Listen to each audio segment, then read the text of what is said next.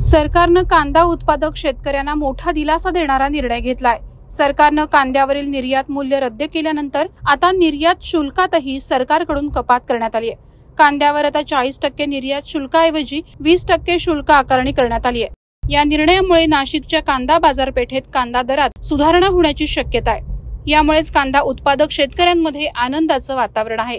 कांद्यावरील निर्यात शुल्क 40%वरून 20% इतकं कमी करण्याचा निर्णय उपमुख्यमंत्री देवेंद्र फडणवीस यांच्या नेतृत्वात घेण्यात आलाय।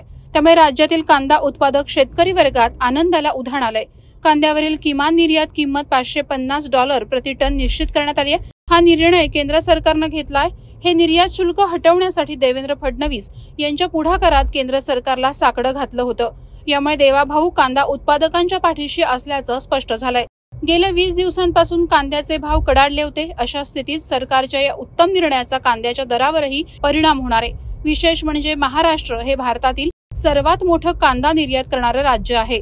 सरकारच्या या पावलांमुळे शेतकऱ्यांना कांदा निर्यात करण्यास मदत होणार असून कांदा व्यावसायिकांना याचा मोठा लाभ प्राप्त होणार आहे। कांद्याचा मोठा प्रश्न हा निर्माण झाला होता आणि कांद्याच्या प्रश्नावर केंद्र सरकारने मिनिमम एक्सपोर्ट प्राइस पूर्णपणे संपवून टाकलेली आहे आणि या ठिकाणी जी काही त्याच्यावर एक्सपोर्ट ड्युटी होती ती 40%वरनं 20%वर आणलेली आहे।